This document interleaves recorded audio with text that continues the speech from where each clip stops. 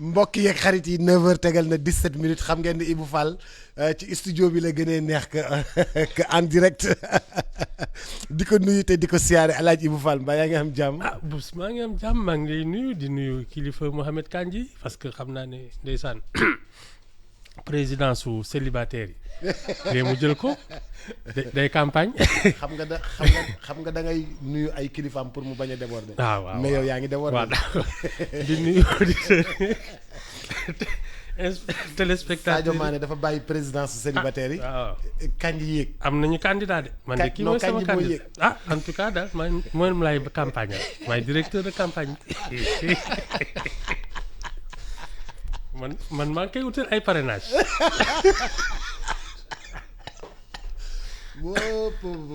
man de Mouhamadou Kandji bàyyi ma nuyu la rek te ziar la bu la neexee yow tam déborder. déposer ko caution. caution bi càng la caution bi ngay teg. mbaa yaa ngi am jàmm. dañ may tooñ ba pare boole ma ak samay kilifa. loolu doo ko ci metti. bi yoon moom moo tooñ moom. affaire raison d'état la.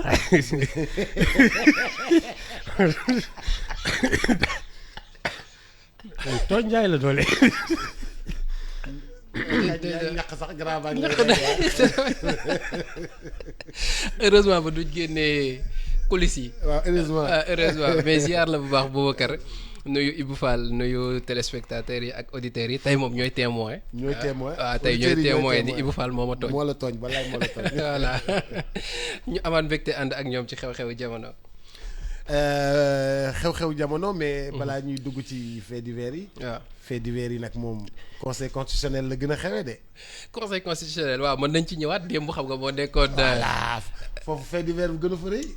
waaw ci li nga xamante ni mooy ñi jàlloon deuxième tour ci parrainage bi am na ñoo xamante ni complété nañ am na ci ñoo xamante ni ñoom dañ leen mujjee recalé.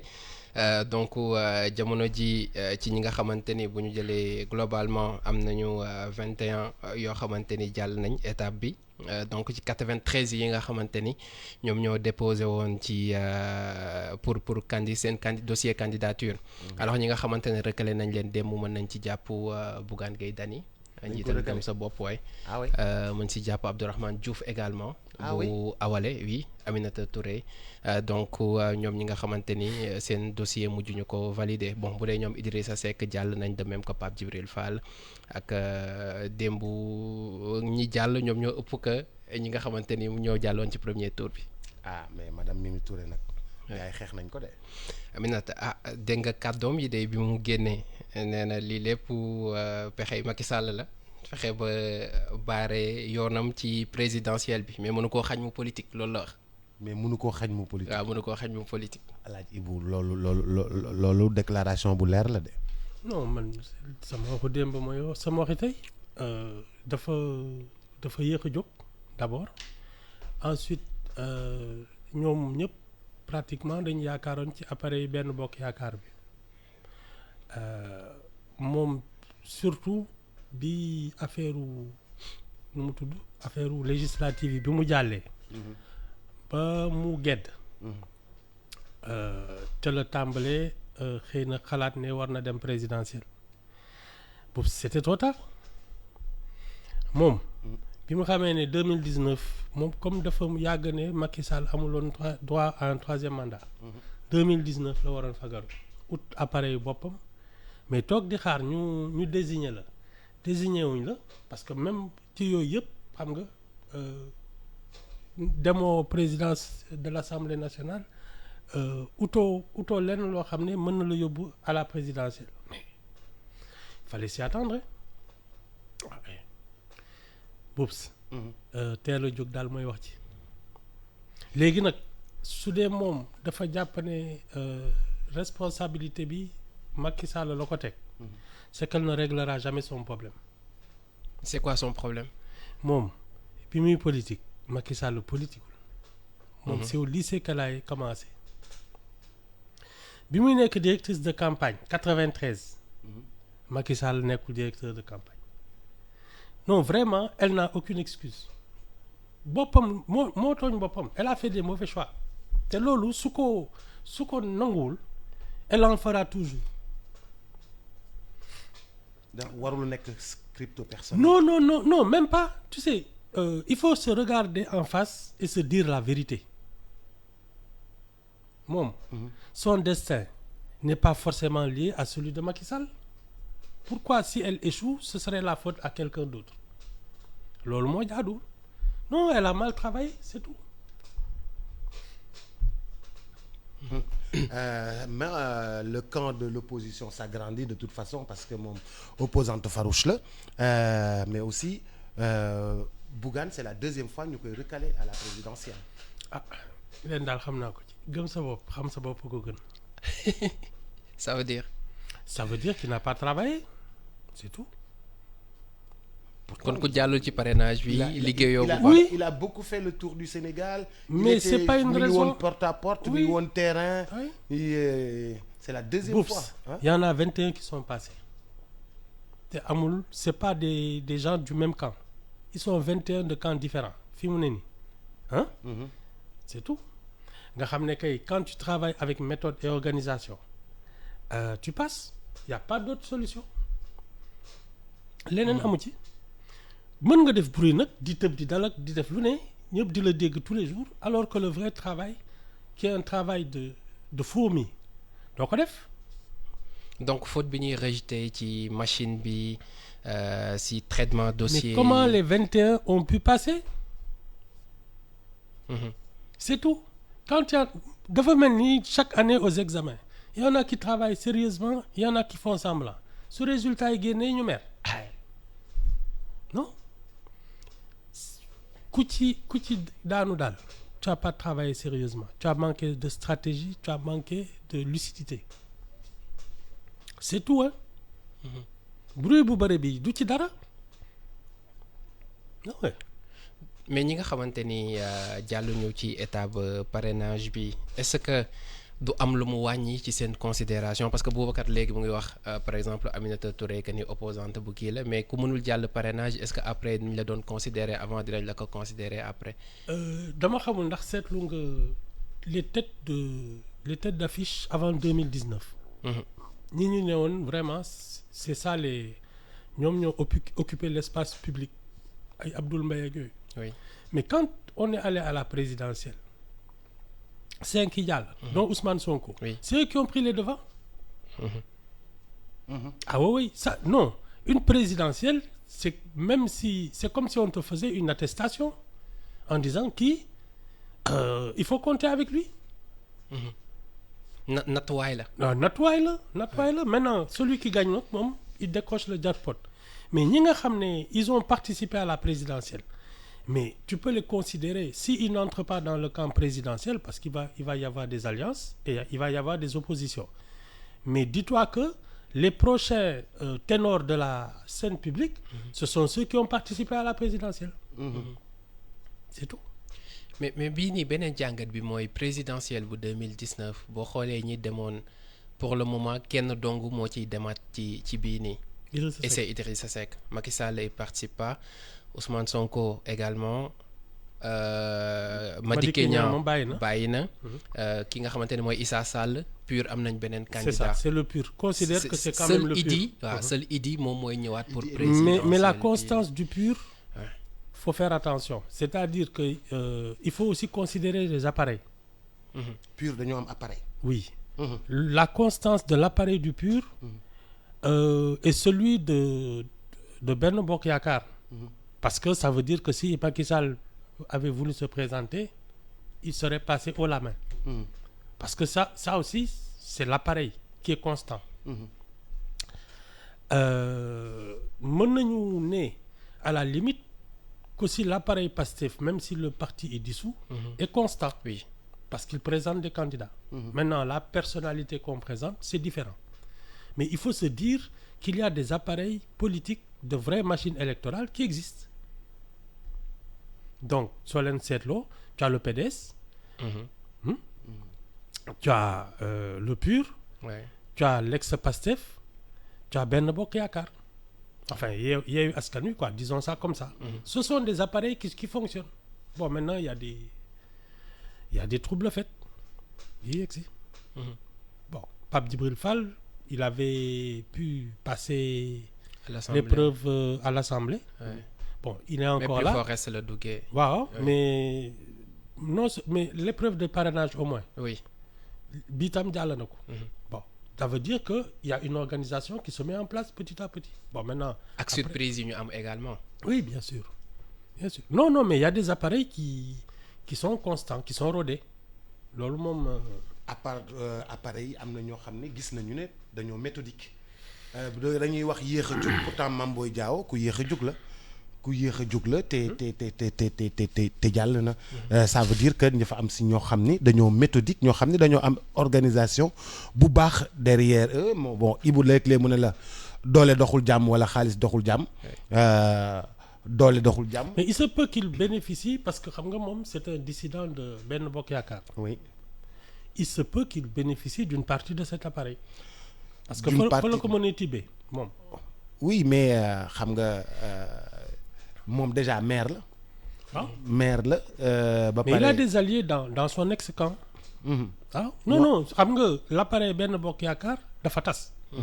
En plusieurs ak kii comment il s'appelle même Boun Abdallah Dionne jàll na je crois. Ouais. Donc ça veut dire que Aly Ngouille ñoom Aly ñu génn Ngouille, ñoom voilà. ñëpp jàll nañu. Voilà. Donc mais ce que ça peut signifier aussi c'est que l'électorat de Benno Bokk Yaakaar va s'effriter aussi. va s'effriter, il va s'émietter. justement Parce loolu que ñoom fa la ñuy question tibbee. boobu laa la doon poser est-ce que jàngat bi du nekk Non, foofu. non, non, non. L'appareil Benno Bokk Yaakaar, et tu peux même mettre, parce que soo considérer aux dernières élections que Idrissa Seck était dans leur camp, tu peux dire que, ah oui, et les législatives. à législative yi Législatives, ouais. Idrissa Seck ci la bokkoon. Oui. Il était dans Benno Bokk Yaakaar. Oui. Alors, tu as Amadou Ba, tu as Idrissa Seck, tu as Mame Boye Diao, Aly Ngouille Aly Ngouille Boun Ndiaye, Abdallah Dionne. Boun Abdallah Dionne. Ils vont se partager à peu près 48% de l'électorat. dina tasaaroo de. Mais Yewwi Askan Wi aussi. dina tasaaroo tamit. ñoom tam dina tasaaroo. Bon, même le PDS, tu as Karim Wade et tu as Mamadou Lamine Diallo. Oui. Alors, est-ce que ce serait le doublon au cas parce que nit ñaa ngi naan Karim Wade kenn xamul ndax dina ñoom déet.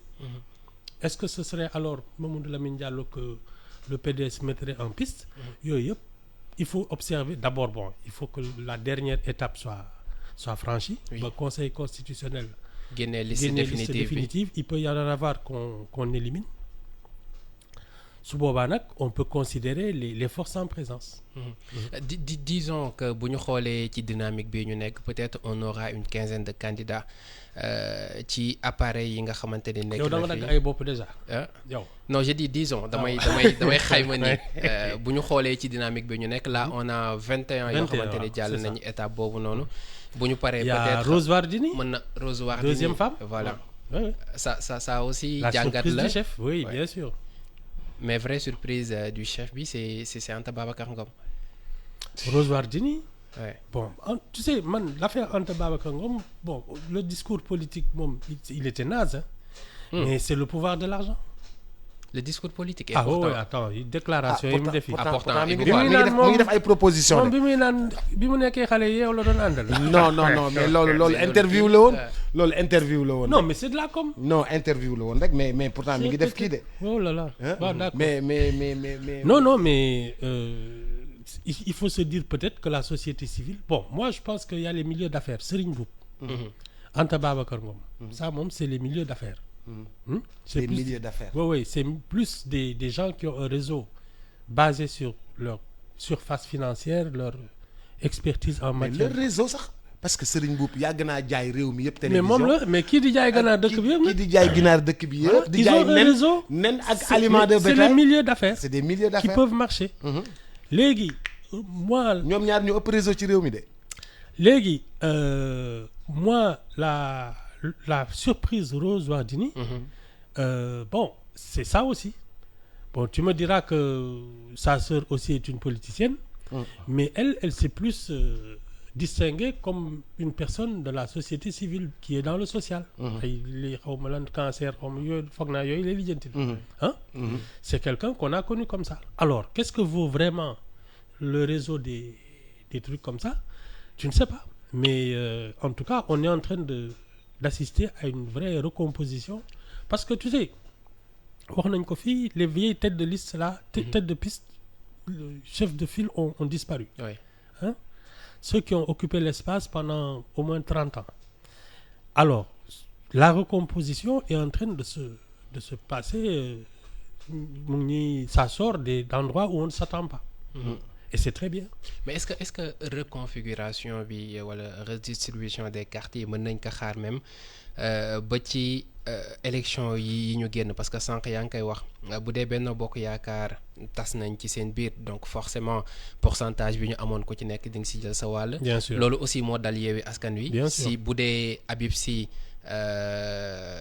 Cheikh Tidiane Dièye Bassirou ak Boubacar Camara Déthié Fall ñoom ñëpp Boubacar waa jàll Camara nañ ça veut dire ak, que ni ku ci nekk di nga jël sa wàll ils sont également li ciy des ci ñi nga xamante ni ñoom ñoo ci topp jamono ji muy novice yi lan moo ciy war a doon seen chance est-ce que chance yi en tout minimum cas foofu noonu d'habitude dans les élections soo ko seetloo il y a toujours un nouveau venu qui tourne autour des 15%.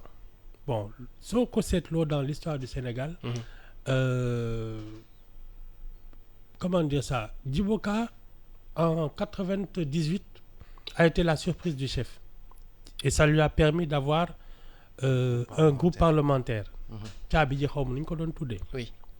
Quand Moustapha Niasse s'est présenté, il est arrivé 3e avec 17%. Idrissa Seck, la première fois qu'il est arrivé aux élections, c'était en 2007, je crois. Il a fait, je crois, 13%. Donc, il y a une forme de Ousmane vote. Sonko. Voilà, Ousmane Sonko, en 2012, bon, qui jaaxal ñëpp, c'est Macky Sall. Il est arrivé, il a bénéficié de l'œil neuf. Gars yi fal ko. Moom c'est encore pire que les autres. 2019, Ousmane Sonko. Je suis convaincu qu'il y en a un qui va surprendre tout le monde. Maintenant, c'est qui? Nañ déglu rek. C'est le talent qui va parler. macha allah macha allah macha allah mais daal fichier yi am na problème nag de. amul benn problème. fichier bi am na problème. Non. Ibu xam nga démb ba tey loolu lay bañ a dégg. pose ouais. Ibu loolu lay bañ a dégg. ak surtout kii wu Sénat Non, bi c'est Ouais. loolu Non, moo gën a la sortie de la Sénat. oui loolu moo fichier gën bi a am na problème loolu moo gën a de. tey gis nga man fi may xool. Ouais. fichier bi am na problème de. fichier bi moom am na problème. fichier bi ouais. Non, amul problème. C'est un travail de fourmi, c'est tout. Et même le processus Tu sais, a été man, décrié hein. il y a des gens comme Idrissa Seck, comme Boun Abdallah Dionne ak yooyu mais seen cër du jàll au deuxième tour parce que ça fait combien de temps qu'il dirige des coalitions ak yooyu. Moi je trouve que c'est dévalorisant parce que munoo Idrissa Seck depuis naata kañ la fi nekk 88. Oui. Ouais. la tàmbalee nekk kii mais lii du cëram. mais Boun Abdallah Dionne quand même moom Boun ci Abdallah Dionne il a été dafa amoon benn machine derrière ci non mais ça n'excuse pas tout. Moi je trouve que quand tu as été à ce niveau de responsabilité, Oui. Premier ministre, directeur de campagne, tête de liste, Oui. il y a des échecs que tu ne peux pas te permettre. ah mais gisoon ni PM yi dem yëpp daanaka ñoom ñaare ci Mais jàll ça veut dire qu'ils n'ont jamais vraiment travaillé. ah oui La preuve. Tu passes au deuxième tour, dis yolos. Ah ouais. Non, moi je trouve que pour des débutants qui passent au deuxième tour, je peux le comprendre. Mais quand même, des vieux routiers de la politique, ça je suis désolé, mais c'est pas honorable. nañ dem nañ dem 36 9h36 ñu ubbi li nga xam ne moom moo di maanaam suñu journalu fait divers comme chaque mercredi. Mouhamadou Kandji. alors ñu dooree ko ak affaire Ndella Madior Diouf mais bii nekkul dossier am ci boppam xam nga moom mu ngi wéy ni démb rek dégg nañ avocat am ci suñu antenne ndax grève ñi nga xamante ni moo di travailleur de la justice yi. moom moo tax mu xaw a ralentir mbir mi mais dafa am beneen mbir boo xamante ni moo nekk ci mbir moomu une affaire dans l'affaire. parce que xam nga jamono yee passé dafa porté woon plainte ci ñoo xamante ni dañu jëloon benn bébé ci pouponnière am bi. alors xamutoon ci yan fin la. ginnaaw gi si la porté woon plainte ñoom nag àtte nañu leen door leen 2 ans dont 6 mois ferme bokk na ci ñooñu ki nga xamante ni moom moo di Jean-Noël Ndour ak Wuri Dia donc loolu di plainte boo xamante ni moom Ndella Madior Diouf moom moo ko déposé woon. donc mu nekk une affaire dans l'affaire. affaire dans l'affaire. Ouais. cette affaire là yàgg na. décembre. décembre bii waaw ci décembre bii nii si je ne me trompe. bébé bi dafa disparaître ci biir pouponnière am quoi. waaw ñoom ñoo ko jëloon enlèvement la woon. yaa ngi fàttali ko histoire boobu. je pense qu'on en a parlé un jour fii nii. non c'est déjà montré la légèreté avec laquelle elle travaille. baax na daal. donc moom di xaarandi bosam. man de je pense que son cas relève de la psychiatrie quoi. ah. son cas relève de la psychiatrie. Enfin, yaramam neexul non. yaramam Ça, j'en suis persuadé. mais Ndella Madior ay wax yu jub lay wax de. Non, justement, Boops, les déclarations qu'elle fait depuis plusieurs décennies à la télé ak yooyu, tu te dis que elle a un grain, c'est tout. Hein. Un grain où. Fille. Ouais, non, ouais. Enfin. fii laaj mu ne ma elle n'est pas seule dans sa tête. waaw mais tey mu ne elle a un grain. Ouais. elle n'est pas seule dans sa tête. après mu ne tey mu ne elle a un grain. Non. ah grand. day na Ndella Madior moo la gën a normal de. ah waaw ba tey baax na. ah waaw su la neexee. ah. Ndella Madior sax am na nu muy demee bu génnee ma toog mu nekk sa deuxième femme. ëpp naa def. ah maag tataaru gi ñoo koy dox. yow benn. tataaru gi maag tataaru gi ñoo koy dox. yow ki amul jabar doog ko wutal. ñëwaat na si man. non tataaru gi laay yebal. mu dem yóbbul ko ay kii. dafa mel ni yow nag yaa bëgg Ibou Fall di attaqué. déedéet demeewul noonu. non tataaru gi moom. am na liggéey fu mu nekk nii. mu doolee ko. rapproché Ibou ak Ndella Madior. yow da ngay fekk ko amul ngay bëgg indil ko am. xam nga loolu. kon daal on prête corrige. kon daal kii laa ko war a jox. En tout cas présidence su kii bi daal candidature bi teg naa ko. maa la ko wax bisimilah. ayca ñu dem ci Mbour ci tribunal bi nga xamante ni mu ngi fa donc doon atte ci lu jëm ci sàcc mais bii nag sàcc mbaam xoox la. dafa am une équipe am na une équipe boo xamante ni ñoom ci loolu lañ doon yëngatu alors ginnaaw ba ñu leen jàppee bokk na ca moom Thomas Diatta Mame Thiaré ak Alassane Ndour ak Marcel Diop jamono ji boo sàgganul ñaari ati kaso mu ngi dal ci seen dina dal ci seen kaw ki nga xamante ni moom moo di cerveau bande bi ñoom nag li ñu doon def mooy dem ci ñi nga xamante ni ñu ngi yar mbaam yooyu yuñ ci jàpp soit dañ leen di rendi buñ paree dem jaay leen wala ñu transporter leen ci yeneen i fin ci dañuy leen jàpp yàgg nañ di opérer nag mais depuis boobu tegaguñ leen woon ay loxo dem nañ ci tribunal bu grande instance bi nga xamante ni mu ngi fa ministère public bi ñoom dañu jàpp ni ñii dañ leen di tuumaal ñoom ñoo ko def ba tax ñu sàkku ñaari at yoo xamante ni dañ leen koy tëj ci kaso ngir vol. mais da ngay fàttali auditeurs yi que ni fi ñuy yaree mbaam. si réew mi. boor boobu la. côté Mbour waaw Mbour la c'est exactement à Mbour foofu la ñuy yaree mbaam. ñun ni comme ñun ni ñuy defee suñu nag Daara Jolof. suñuy xar nekk fële mbaam yi côté Mbour la gën a nekkee. ñu ñëw foofu mais mbaam nu ko nit di jàppee di daw ak moom. moo jaaxal ñëpp. xam nga mbaam dafa bëri bruit te bëri histoire.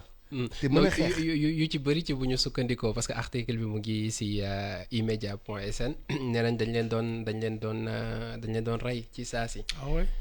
parce que je crois qu'on les assomme également exactement transporter leen mais day yuuxu de. non da nga koy assommer je crois foog naa da nga koy dóor ba mu xam. après ngay doog a kii foog naa noonu lañ koy rey de. paraît qu'on les assomme. waaw mais xam nga dafa mën a jooy te mën a yuuxu. non mais quand tu l'assommes ça y est. non balaa nga ko wala mu dee nga. assommé. oui foog naa noonu lañ leen di rey de. foog naa on les assomme d'abord. ñu ngi doon sàcc dégg naa lu neex. ah en tout cas daal xam naa ne daal kuy wut métier. wutal beneen bu dul sàcc. non moi les yàgg waaw yàgg yow tous les jours ñu ne la ci doon sàcc jàpp nañ ko mais nga ne il faut nga def ko métier yàgg al jaaxal na yàgg dañ la jàpp je te dis hein en tout cas daal c'est pas un métier ku mën wut beneen daal nga wut ko journalisme ne fi animateur ne fi leneen ne fi nga ne dara da ngay sàcc c'est bien jaaxal nañ ma de noppaliwul ah. hein noppaliwul. c'est un métier à risque moom xoolal leneen sàcc moom c'est très risqué non mais et puis moi j'arrive pas à comprendre cette logique parce qu'il y a des métiers quand même plus reposants et plus rentables waaw mais yow yaa koy wax fii souvent ñu ci bëri raccourci la ñuy bëgg. oui mais non raccourci kay da ngay fekk bi gën a simple bi gën a yomb bi gën a rentable mais tu vas te mettre dans des difficultés yoo xam ne kenn xamul lan la xaajo guddi ngay dóorante ak ay mbaam mais attends ça c'est pas un métier non mais am na ñuy bizarre.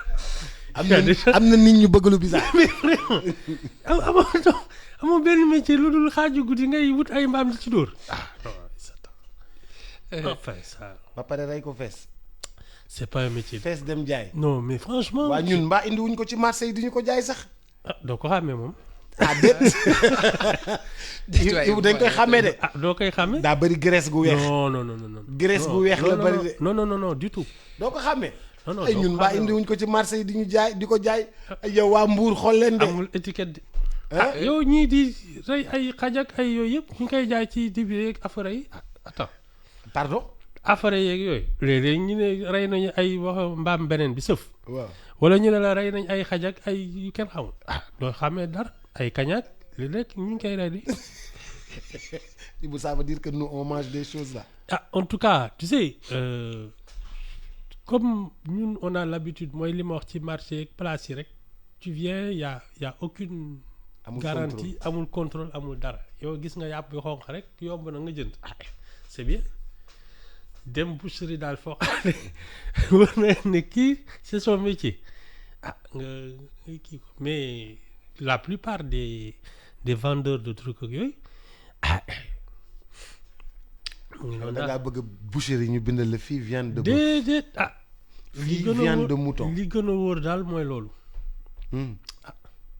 Sinon quand tu viens tu vois un tas de viande là comme ça gisoo bopp gisoo dara nooy xamee ne ban façon yàpp la xanaa nga wóolu waa ji rek. mais yàpp béy moo gën a sew. loolu de yaa koy wax. loolu de yaa koy wax. yàpp nag xanaa nag bu ñu ko tëralee di dagg. boobu di nga ko xàmmee. non xar di nga ko xàmmee. bëy moo gën a tuuti. en tout cas bëri na ay kii clandestin. non les abats clandestins tu peux pas. tu peux pas savoir. mais ça veut dire que Ibou yow da nga ñuy duteloo ci li ñuy lekk chaque jour. en tout cas de xam nga biir du fen laajal sa biir li dugg lu ma ko saf. mais c'est quand même yéeme na parce que nuñ koy defee nii si mbaam bi noonu lañ koy defee si xar yi également xam nga jamono ji éleveurs yi. comme mais même les ânes. waaw voilà même les ânes. donc ñëpp loolu. ñaata yoon décapité. c'est ça tu sais pas décapité benn mbaam sëf. mu xaw a ponkal noonu. waaw pooj bi nu roog lu nag ñu tegal la ko loo ci xam. Ibou bul teyal suñu xel. bul yàq suñu xel yi Ibou yow tamit. non mais nous on et puis tu sais c'est pratiquement dans tous les services là qu'on fait mais ay les mesures d'hygiène ak yooyu dara nee naa la fii da ngay romb ay supermarché bu leer nañ kii am mesure d'hygiène yëpp nga dem xuus ci benn marché boo xam ne ndox mi day pënd ak yooyu mais attends luñ la jaay itam loo ciy xam kii xanaa da nga leen di wóolu rek. mais ñun xam nga ñun boucher bi ci koñ bi tey dagg. weñ yi topp ko. ñun moom la ñu xam. xamuñu affaire supermarché. soo moytul moom ci boppam dañ koy indil yàpp bi nii rek mais xamul sax lu mu doon. mais. dañ koy ne nag la mu ne nag il faut que weñ yi nekk si mu yore benn car-car. di ko mais léegi ñu bëri ñu ngi vérifier tampon ya ak vétérinaire yi. waaw non parce que normalement je pense waroo ko def sans présence ouais. Il y a un semblant mais bon. mënoo garanti lépp. et tu sais pas. loolu mooy wax. da nga bëgg wax ni viande bi amul traçabilité quoi. ñi ci am na ci ñoo xam ne de tu peux pas savoir d'où ils tiennent leur viande. bon waxuma la sax affaire ay mbaam ak ay xaj ak yooyu ça c'est autre chose mais est-ce que dañ ko sàcc ak sàccuñu ko tu sais pas. est-ce que baax na ou impropre à la Voilà, c'est ça. consommation également yu tout ci ça bare doo ko xam. ouais. am na benn projet bu ñu yëkkati woon si je ne me trompe at yi ñu génn nan la ñu mën a def ba moderniser fi bërëb yi nga xamante ni moom la ñuy jaay yàpp defaay boucherie ak yeneen mais yi ni nourriture mel, sax laa la wax. voilà mais Yemoo ci jusqu'à yàpp. présent day buté ci mais suñuy Mbour am na habitude boucherie bu bees bu rafet. day bu buté professionnel. Mbour am na Non. boucherie bu bees tàq. marché yi non. ba abattoir dama juum. Abattoir. bu bees Marché- tàq bu professionnel mais marché comme en yi- Europe ah. am na Mbour Boops. quoi waaw marché di tàkk ak di tàkkaat yii. waaw. Ça veut dire qu'il y a au moins des problèmes non seulement de sécurité, parce que ça c'est clair, tout régulièrement day tàkk. Mais les problèmes d'insalubrité, Boops à l'œil nu, soo xoolee xam ni fii les normes d'hygiène xanaa kay ñu ñoo ës rek parce que de temps non c'est vrai ñun ñoo ës rek mais ay épidémie ay yooyu attends lu ne xaj na fi. je te dis. Ah, non, il faut qu'on se... Parce que c'est ça les vraies missions régaliennes d'un État. Faire en sorte que les gens vraiment soient dans des conditions de sécurité optimales. Mais ñun loolu amu fi. Amul. Les circulats, ça échappe à tout le monde. ça échappe à tout. Ah oui, oui. circuit viande. Pas seulement la viande viande, kese, yëpp ouais. kay. Poisson bi nag congélation bi. Ah, yooyu yëpp kay ay fruits de mer ak yooyu tu sais pas ay les trucs d'intoxication là da ngay jékki-jékki ñu ne la benn xew am na ñëpp a feebar. Empoisonnement ak yooyu fekk yooyu la rek tu sais pas. même intox yi intoxication alimentaire souvent Non. dañ koy waxuma la loolu mais da ngay dugg ci kër yi Boops cuisine yi soo xoolee taatu kaw diir yeeg mur yi. non Ibou bul dugg foofu. Ibou bul yàq suñu xel Ibou bul dugg foofu. c'est Ibou Ndoye nee na bul dugg foofu bul yàq suñu xel. Ibou arrête ah grand dandy ah Ibou waxal Ibou mu bàyyi grand dandy ah. nga xam naa ne dañu dër kiis. mais grand bi nee na kilo mbaam 4200 lay jar kilo yàpp mbaam. 4200 moo tax gars yi attaqué mbaam yi noonu kilo yàpp mbaam ndekete 4200 lay jar mais kilo yàpp mbaam seer na. ah kilo yëpp a cher léegi. déedéet. tout est cher. xanaa yow doo gëj nga dem fële. mars dañ may yónni kay. d'accord.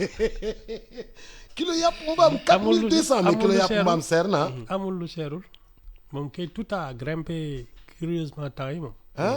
tout a grimpé. ouais, en plus élevage bu rentable la ci ñi nga xamante ni ñu ngi ciy yëngatu. Non, mais de toute façon, de manière plus générale, tout ce qui est dans la restauration, en principe, c'est rentable. Ouais. Parce que nit moom mën na muñ lu ne ba mu des lekk. Non, c'est rentable. Maintenant, il faut organiser ces circuits-là ba nga xam ne les gens travaillent dans d'excellentes conditions. C'est tout, hein. C'est juste une question d'organisation. Et ça, c'est le rôle des autorités. Réaménager les marchés, contrôler les circuits de distribution. Loolu amul du ay doo bàyyi nit ñëw jël benn kii damm ay table rek kii daaj. teg mbaaram rek c'est parti. Non, on laisse faire ces choses-là. Bon, maintenant, c'est vrai que c'est leur métier. Donc, il faut surtout les aider à mieux travailler. Parce que tam ñëw fekk benn waay boo xam ne ci li la yaakaar bon xëy na il n'a pas la culture, il n'a pas l'encadrement nécessaire, mais c'est justement aux autorités voilà, d'encadrer ces gens-là et de les mettre dans des conditions d'hygiène maximum. Ça, moom c'est... Tu sais, nous, on se mêle de beaucoup de choses dont on ne devrait pas se mêler et tout ce qui devrait relever des missions régaliennes de l'État. Parce que c'est une question de sécurité publique, d'hygiène alimentaire. Mais ça, c'est des choses qu'il faut contrôler. Sérieusement. Ah waaw loolu daal. mu ngi noonu ayca ñu dem ci benn scène de jalousie ak kii nga xamante ni moom dafa dem attaqué ji kenn ci collègue jabaram yi. Pourquoi? Parce que dañu waroon dem mission seen équipe mooy jabaram ak yenn ci ay collègues am yi. D'ailleurs moom balaa ngay dem. oui dibiteri dañ leen contrôler. wóoruma de. dibiteri yi yow journaliste bi est-ce que dibiteri yi dinañ leen contrôler. ah ça wax dëgg yàlla xaw ma. ah da ngaa war a mën a enquête nag. en tout cas de. dem si fukki dibiteri xool ndax dinañ leen. dibiteri bu civilisé laa gisagul. si am na. man gisaguma ko. xanaa kay sañ naa loolu. man gis naa dibiteri bu civilisé sa koñ zone B. waaw wow. man de dibiteri bu civilisé sax am ay table am yëpp. xam ni da ngay am table am fourchette am lépp. waaw xëy na bu la neexee nga lekk xam nga civilisé c'est relatif. xam nga yow waa Guédiawaye nga loo jàppee ne dafa civilisé xam nga man du ma waa Guédiawaye. xëy na yéen ci yéen. Ibou yow loo yabee Guédiawaye. ah déedéet. bi ñuy fal suñu maire. waaw am nga problème ak ñun. waaw bi ñu falee suñu maire Guédiawaye ak léegi. am nga problème ak ñun. ñu ne de civilisé na teg na taabal. teg na kii nga ne civilisation c'est relatif. mais Ibou c'est relatif moom. Ibou bàyyi ñu. waaw d'accord. Ibou vraiment teg nga Guédiawaye bët. waaw d'accord génn naa ci. ah génn naa ci parce que Guédiawaye ñun dañoo am ay kilomètres plage am forêt. dëgg la. am les filaos. am BRT.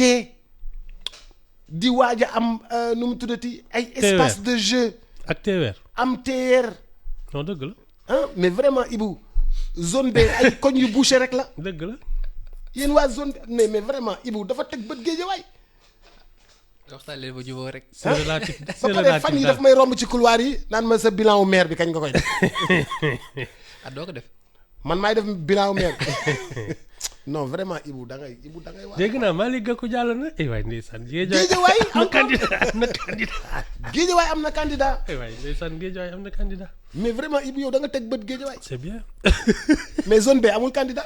ah non ñun ville lañ dëkk. waaw ah waaw. waaw.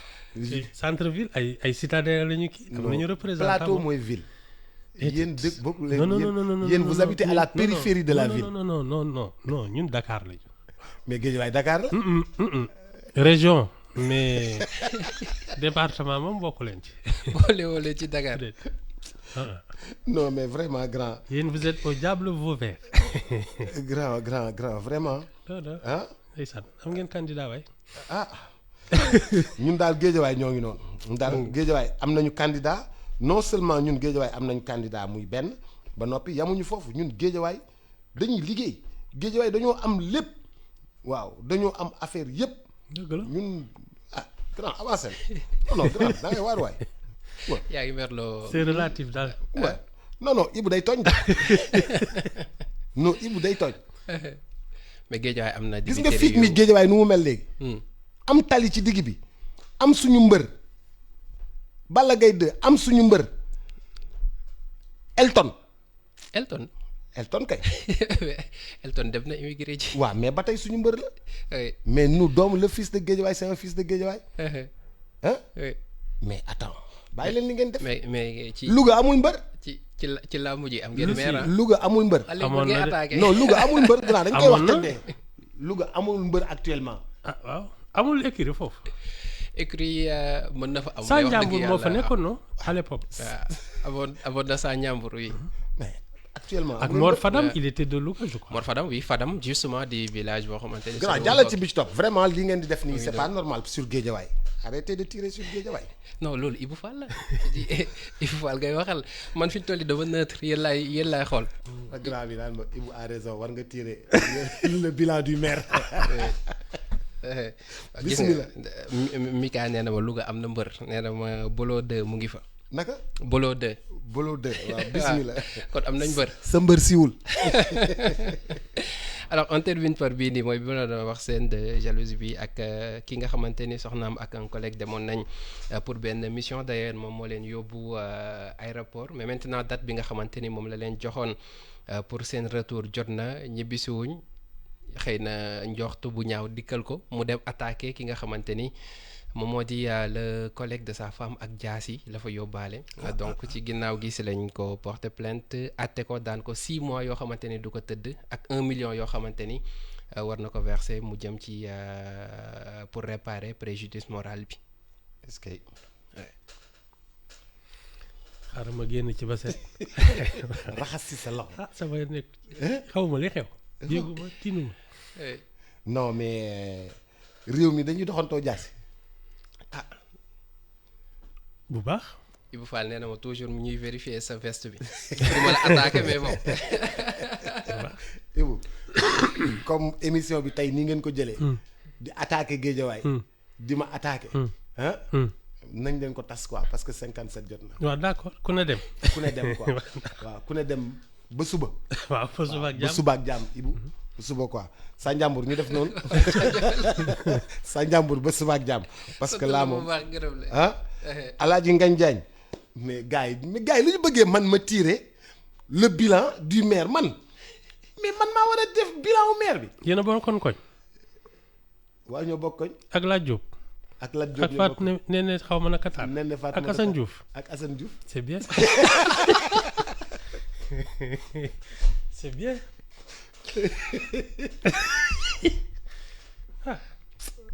mais Ibou.